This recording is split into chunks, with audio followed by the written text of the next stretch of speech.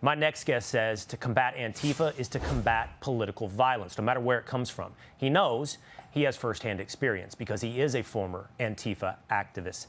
Gabriel Nadales. Gabriel, thank you for being with us here today. Before I start asking you questions, I would just like to ask you, you heard me describe Antifa. Was I accurate? Broadly speaking, yes, because the best way to understand Antifa is not as a single organization, but as a movement. And within this movement, you have several different radical left-wing groups. Some of them call themselves Antifa, Rose City Antifa, Rocky Mountain Antifa in Denver, and many others. But a lot of them don't. You'll have the 161 anti-racist action and many others. But really, they're all motivated by the same goal of using political violence to silence their opponents. Gabriel, why did you join Antifa? So I've been an activist since I was a kid, since I was 12 years old. So by the time I joined the anti-fascist movement, and it was in 2011, I was 17. I can tell you that it was a slow transition into radical leftism, if you will. Goes back. I was active in the Occupy protest riots. I mean, not riots, the protests in 2011, and a lot of those things back then, before Antifa came into prominence. But one thing that this should really be a slam dunk for politicians both on the left and the right, because Antifa hates Democrats and Republicans alike. But unfortunately, you have many people who refuse to acknowledge that this is a threat to everybody.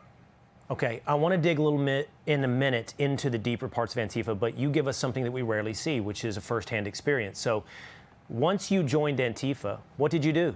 Were you one of the masked people on the streets that we see in these videos? Did you have confrontations with police officers? And I don't just ask you that accusatorily, Gabriel. I'm just curious at the firsthand experience of the broader behavior at large of Antifa.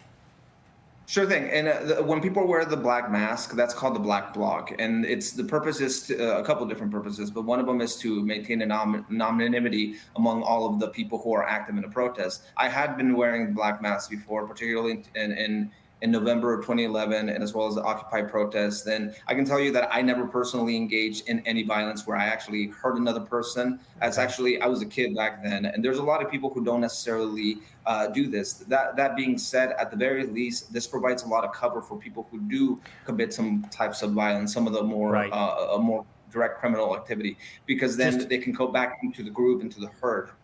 Just a few more questions, Gabriel. Why did you leave Antifa?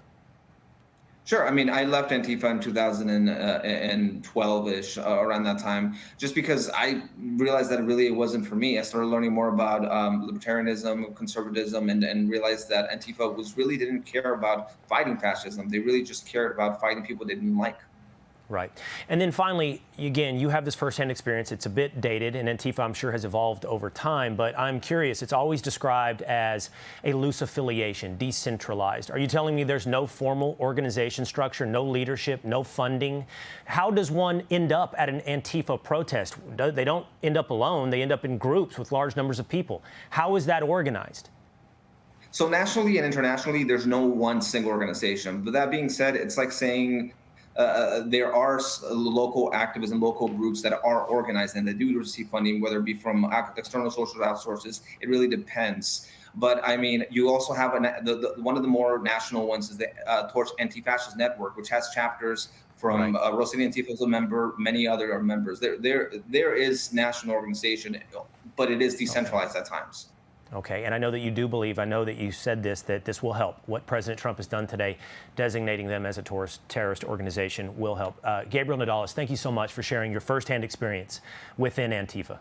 Hey, it's Will Cain. Click here to subscribe to the Fox News channel on YouTube. It's the best way to get our latest interviews and highlights. And click to subscribe to the Will Cain podcast for full episodes right now.